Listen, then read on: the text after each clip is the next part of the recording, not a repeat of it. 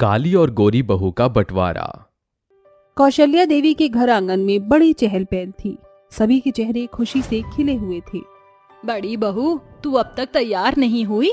बारात निकलने का समय हो गया है।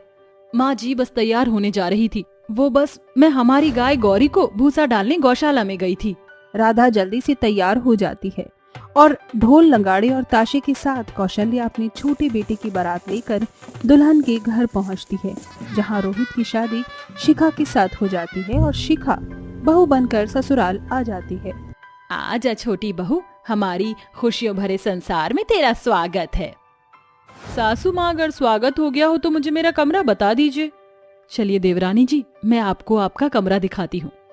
राधा के काले रंग को देखकर घमंडी शिखा उससे घिन करते हुए कहती है, don't touch me and no thanks, मैं खुद ही चली जाऊंगी जेठानी जी। कमरे में आकर शिखा लहंगा बदलकर शॉर्ट नाइटी पहन लेती है। तभी रोहित कमरे में आता है। उसके साथ गुड्डी और चिंटू भी आते हैं। चाची, आज हम आपके साथ सोएंगे। What the hell is this, Rohit? आज हमारी फर्स्ट नाइट है और तुम इन कच्चे बच्चों को उठा लाए। ओ चंगू मंगू, चलो निकलो। शिखा दोनों बच्चों को डांटकर भगा देती है। अगली सुबह, क्या बात है भाग्यवान, आज चाय नसीब होगी कि नहीं? अजी नहीं बहू, अब तक उठी नहीं है, जबकि आज उसकी पहली रसोई है। कौशल्या ने अभी ऐसा कहा ही था कि शिखा सर धज कर वहाँ आती है। अरे नहीं बहू, आ गई। चल जल्दी से चूल्हा पूजन करके कुछ मीठा बना दे। सॉरी सासू माँ, ये सिली काम मुझसे नहीं होगा। मैं शहर की पढ़ी लिखी लड़की हूँ, इसलिए चूल्हा चौका मुझसे नहीं होगा। मैंने MBA किया है, इसलिए मैं रोहित के साथ फैक्ट्री का काम देखूंगी। गोरी घमंडी बहू के इस फैसले पर घर के मुखिया राम नारायण कहते हैं, बहू, घर की लक्ष्मी घर में ही शोभा देती है और इस घर में मर्दों की कमी नहीं जो फैक्ट्री तू संभालेगी। हाँ बहू, तू इस खानदान की बहू है, इसलिए खाना तो तुझे बनाना ही पड़ेगा। फाइन, बना रही हूँ मैं खाना। इसके बाद गोरी बहू रसोई में आकर गुस्से में पिनकते हुए पहली रसोई में खाना बनाती है। तभी राधा रसोई में आकर कहती है, शिखा, खाना बन गया, लाओ कुछ मैं ले लेती हूँ। ये झूठा दिखावा करने की कोई जरूरत नहीं है। मैं तुम जैसी गांव वाली बहन जी लड़कियों को अच्छे से जानती हूँ। इसके बाद शिखा अपनी ससुराल वालों को खाना परोसती है। अरे नहीं बहू, ये कैसा खाना बनाया है तूने? सब्जी में एक पैसे का स्वाद नहीं, मिर्च भरी है और पूरियां भी आधी कच्ची और आधी पक्की हैं। हाँ माँ, मुझसे ये मिर्च वाला खाना नहीं खाया जाएगा। राधा, तुम खाना दो। सासू माँ, मैंने तो आपको पहले ही कहा था कि मुझे खाना बनाना नहीं आता, बट आपने मेरी सुनी नहीं।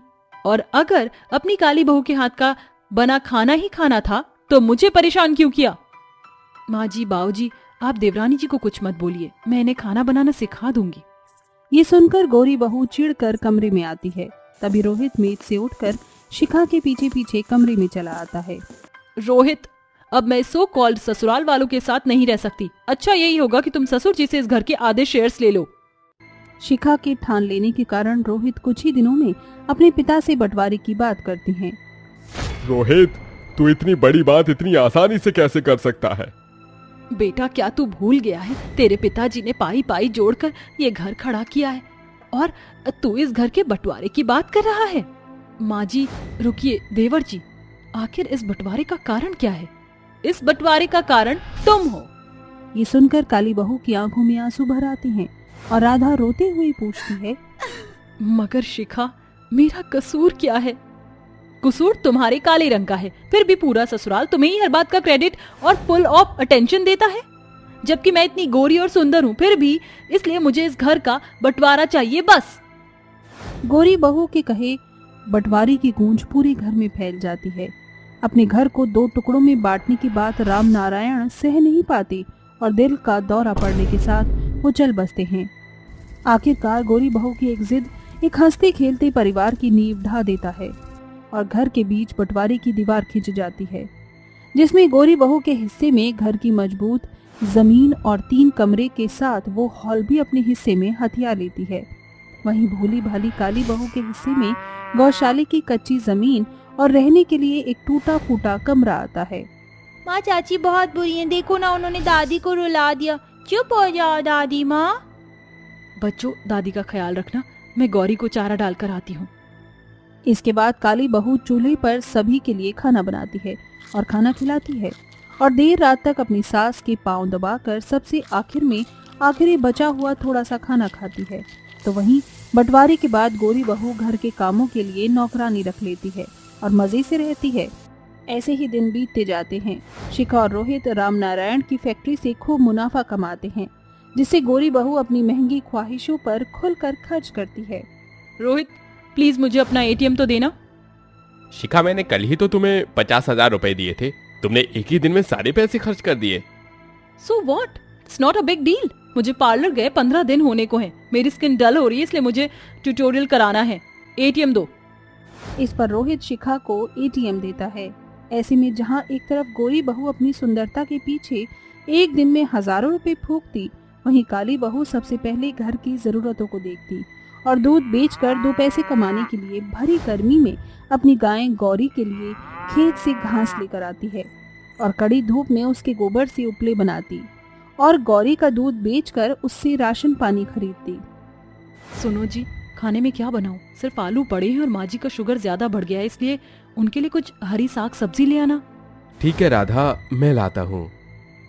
इसके बाद गोपाल सब्जी खरीदने बाजार निकल जाता है। तभी राधा के दोनों मासूम बच्चे कहते हैं, माँ कितने दिनों से हम ये रूखा सूखा ही खा रहे हैं, आपके हाथों बने खोए की खीर खाए कितना वक्त हो गया, आज बना दो ना। बहू, अगर बच्चों का मन है तो बना देना, उनका मन तो मत मार। इसके बाद राधा गौरी के बचे थोड़े से दूध से खीर बनाकर सभी को खिलाती है। खीर खाकर बच्चे बहुत खुश होते हैं।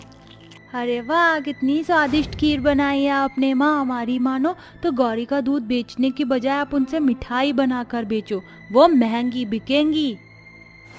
बच्चों की बुद्धि भरे विचार से गरीब काली बहू को आगे बढ़ने का रास्ता मिल जाता है, जिसके बाद वो गौरी के दूध से तरह तरह की मिठाई बनाकर उन्हें बाजार की बड़ी बड़ी दुकानों पर बेचने लगती है। मिठाइयों के बेहतर स्वाद से ग्राहक मंत्रमुग्ध होते हैं, जिससे राधा को और ज्यादा मिठाई बनाने का ऑर्डर आता है। अब काली बहू का पूरा परिवार मिठाई बनाता है। देखते देखते उनके पास बहुत सारे पैसे जमा हो गए। वहीं रोहित की फैक्ट्री घाटे में पड़ जाने से बैंक वाले उनके घर आ पहुंचे। मिसेस शिखा और रोहित, आपने बैंक से जो कर्जा लिया था, आपने उसे समय से भरा नहीं, इसलिए अब आपका घर बैंक का हुआ। इस घर की एक एक ईंट बेचकर बैंक अपना पैसा वसूल करेगी। जरा रुकिए, ये घर नहीं टूटेगा, आपका कर्ज मैं चुकाऊंगी। राधा ने मेहनत करके जो पैसे जोड़े थे वो बैंक वालों को देकर उनसे घर बचा लिया। ये देखकर गोरी बहू की आंखों में पछतावे के आंसू भर आए। राधा भाभी, मुझे माफ कर दो। आपके काले रंग के कारण मैंने आपको कितना कोसा। आपने सालों से जिस घर को जोड़े रखा था, मैंने आते ही उसका बंटवारा मांग लिया और आप सभी को दुख में छोड़ दिया। मगर आपने खून पसीने से कमाए पैसे देकर इस घर को बचाया। ये घर पूरी तरह से आपका है। शिखा, पैसे तो फिर से कमाए जा सकते हैं, मगर बाबूजी ने घर को बड़े प्यार से बनाया था, इसलिए इसे बचाना ज्यादा जरूरी था। जो हो गया सो हो गया। अब हम साथ में एक नई शुरुआत करेंगे। आखिर में कौशल्या देवी के घर में खड़ी बंटवारे की दीवार टूट जाती है और शिखा का घमंडी स्वभाव हमेशा के लिए बदल जाता है और उसे रिश्ते और परिवार के साथ रहने की खुशी का एहसास हो जाता है। खुशी की शादी रवि से हो जाती है और वह अपने ससुराल चली आती है। ससुराल में उसकी सास शिल्पा, ससुर रामलाल, जेठ गोपाल, जेठानी संध्या और उनकी बेटी पिंकी के साथ रवि भी रहता था। आजा नई बहू, हमारे छोटे से आशियाने में तेरा स्वागत है। पता नहीं सासू माँ को ये गरीब खाना आशियाना कहाँ से नजर आ रहा है।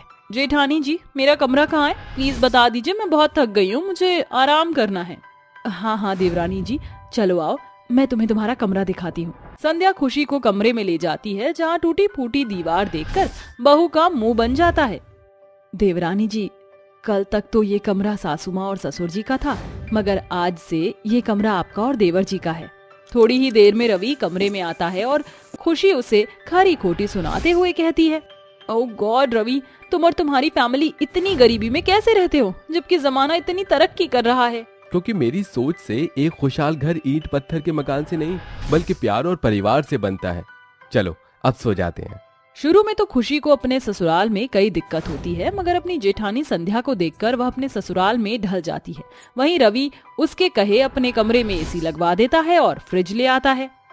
खुशी, अब तो तुम खुश हो। हाँ रवि, मैं बहुत खुश हूँ, थैंक यू सो मच। ऐसे ही कुछ दिन बीतते हैं। एक सुबह बहू घर की सफाई कर रही होती है, तभी बसंती और राम भरोसे बड़ा सा बैग घसीटते हुए घर में घुसते हैं। अरे आप कौन हैं और ऐसे कैसे अंदर घुसे जा रहे हैं? अरे बसंती, पता तो ठीक है। अरे बसंती, तू यहाँ अचानक? तुम हमसे ना ही बोलो भैया, हम और राम भरोसे तुमसे खिसियाए हैं। तुम तो हमको हमारे भतीजे की शादी में बुलाए नहीं, इसलिए हम दोनों ही बिन बुलाए मेहमान की तरह चले आए। कहाँ है नई बहुरिया? अरे नंद जी, यही तो है नई बहू। अरे तो खाड़ काहे है? हमार पैर छू, हम तुम्हार बुआ सास हैं। बहू बुआ सास के पैर छूती है और तभी राम भरोसे कहता है, अरे बहू रानी, जाओ जाकर हमारे लिए एक बड़े गिलास मलाई मार के चाय और आलू के पराठे बनाओ। चलो खुशी, मैं भी तुम्हारे साथ चलती हूँ। अरे बड़ी बहू, तू कहाँ चल दी? अरे कौनो बारात का खाना थोड़ी बनाना है, नई बहुरिया बना लेगी। बहू सभी के लिए खाना बनाकर उन्हें खिलाती है, मगर पूरा दिन ससुराल आए मेहमानों की खातिर में निकल जाता है और रात ढल जाती है। तभी बसंती कहती है, अरे भाभी, तुम्हारे घर में बड़ी गर्मी है, आंगन में भी ईंट की भट्टी के जैसे भपका उठ रहा है। अरे एसी नहीं लगाया क्या? एसी लगा है, मगर चाची के कमरे में। फिर तो हम बहू के कमरे में ही सोएंगे। इस तरह राम भरोसे और बसंती एसी की ठंडी हवा में सोते हैं और खुशी को रवि के साथ आंगन में टूटे फूटे खटिए पर सोना पड़ता है। तभी वह रवि को तकिए से मार कर कहती है, रवि, तुम्हारी बुआ जी और फूफा जी क्या बेशर्मपुर के रहने वाले हैं? एक तो बिन बुलाए बेशर्म की तरह मुंह उठाकर यहाँ चले आए हैं और ऊपर से हमारा कमरा भी छीन लिया। खुशी, वो इस घर के मेहमान हैं। तुम्हारे मेहमानों का क्या मैं अचार डालूं? वो तो मेरे कमरे में मजे से सो रहे हैं और ये मच्छर मेरा खून पी रहे हैं। कुछ दिन की बात है खुशी, प्लीज एडजस्ट कर लो। बेचारी बहू जैसे तैसे सो जाती है। ऐसे ही दिन ढलते जाते हैं। मेहमान बहू से जमकर खातिरदारी करवाते हैं और फिर, अच्छा भैया भाभी, हम चलते हैं। बसंती और राम भरोसे के जाने के बाद बेचारी बहू सुकून भरी सांस लेती है कि उसी शाम चंपा कली अपनी बहू और 4 पोते पोती के साथ घर आती है। अब ये क्या मुसीबत है जेठानी जी? ये कौन है? खुशी, ये चंपा कली चाची हैं। अब इन्हें यहाँ किसने बुलाया? चाची जी हमेशा अपनी मर्जी से आती हैं और जाती भी हैं। अरे कैसी हो जीजी? आप सभी की बड़ी याद आ रही थी, तो मेरे पोते पोतियों की स्कूल की छुट्टी पड़ी है, तो उन्हें घूमने की जिद करी और मैं आपके पास आ गई। इनका सामान देखकर तो ऐसा लग रहा है जैसे ये हमारे घर में लंबा टिकने वाली हैं, मगर इस बार मैं अपना कमरा किसी को नहीं दूंगी। पता नहीं कैसे बेशर्म मेहमान है, हर दूसरे दिन कोई ना कोई चला आता है। नई बहू, जाकर मेहमानों के चाय नाश्ते की तैयारी कर। जी ससुर जी। खुशी सभी के लिए चाय नाश्ता लाती है। तभी गुड्डू पलक झपकते ही सारा नाश्ता चट कर जाता है। अरे वाह दादी माँ, ये तो कितना मजेदार नाश्ता है। हम मई जून का महीना यहीं बिताकर चलेंगे। अरे गुड्डू, तू चिंता मत कर, खुलकर खा पी ले। अरे अपना ही घर है, क्यों जीजी? हाँ हाँ चाची जी, काफी अच्छी खुराक है गुड्डू की। ये घर पर भी ऐसे ही ठूसता है, मेरा मतलब खाता है। अरे हाँ बहुरिया, हमारे घर में तो एक बार में 2.5 से 3 किलो आटा बनत है। ससुरा ऊ भी घट जात है। ऊ का है ना, हम जरा खाते पीते घर से हैं। वो तो आपके फैले हुए शरीर से दिख रहा है। कुछ कहा क्या तूने? हाँ, रात को खाने में क्या खाएंगे? छोले कचौड़ी खिला देना, और मेरे गुड्डू को कढ़ी चावल खूब पसंद है, वो भी बना देना। बहू, मेरे लिए तो सादे फुल्के ही सेक देना। और खुशी, मेरे लिए कटहल की सब्जी बना देना। वो क्या है ना, मैं कड़ी नहीं खाता। ससुराल वाले और मेहमानों की खाने की फरमाइशें सुनकर खुशी किचन में आकर करछी बेलन पटकते हुए कहती है, पता नहीं ये ससुराल है या धर्मशाला, कभी कोई चला आता है कभी कोई चला आता है। एक तो ये मेहमान बिन बुलाए बेशर्म की तरह चले आते हैं, और मेरे गरीब ससुराल वाले भी उनकी खातिरदारी में खुलकर पैसे खर्च करके इन मेहमानों का मन बढ़ाते हैं। बेचारी बहू भरी गर्मी में पसीने से भीग कर ससुराल आए मेहमानों के मन पसंद का खाना बनाती है। ऐसे ही दिन बीत जाते हैं और बेचारी बहू सूरज उगने से पहले उठती और रात ढलने तक मेहमानों की खातिर में लगी रहती और सारा दिन काम करके थक जाती। इसी तरह गरीब बहू के ससुराल में घर आए मेहमान गर्मी के 2 महीने मजे करके अपने घर चले जाते हैं। ऐसे ही समय लगता जाता है, मगर मेहमानों के आने जाने का सिलसिला यूं ही लगा रहता है। कभी कोई तो कभी कोई आता, जिस कारण हर बार बहू का कमरा उससे छिन जाता, जिससे परेशान होकर बहू बोलने पर मजबूर हो जाती है। सासू माँ, ससुर जी, मैं आप सभी से कुछ कहना चाहती हूँ। हाँ हाँ कहो ना बहू, क्या बात है? माँ जी, एक तो इस घर में मेहमान बिना बुलाए बेशर्म की तरह चले आते हैं, मगर उनकी खातिरदारी और फरमाइश पूरी करके मेरी हालत पतली हो जाती है। मगर मजाल नहीं जो आप लोगों में से कोई कुछ बोले। बहू, तू कहना क्या चाहती है कि हमारे घर मेहमान ना आए? हाँ, ऐसा ही समझ लीजिए, क्योंकि माँ जी ये मतलबी मेहमान मुंह उठाकर आते हैं, मुफ्त का खाते हैं और आखिर में चले जाते हैं। मगर जब आप उनके चाय नाश्ते और खाने पीने का खर्च जो बजट आता है, उसी से हमारा घर गरीबी में ही रह जाता है। आप सभी खुद सोचिए, क्या मेहमानों का बिन बुलाए किसी के घर चले आना सही है? सभी बहू की इस बात से सहमत हो जाते हैं और गोपाल कहता है, खुशी सही कह रही है माँ, अब हमें अपने घर के बारे में सोचना चाहिए। आखिर में पूरा परिवार बहू की परेशानी को समझता है और उस रोज के बाद से कोई भी रिश्तेदार जब उनके घर आता तो वो ज्यादा दिन नहीं रुकने की बजाय उनसे मिलकर 1-2 दिन में ही लौट जाता, जिससे बहू की परेशानी भी टल जाती और कोई रिश्तेदार भी उनसे नहीं रूठते।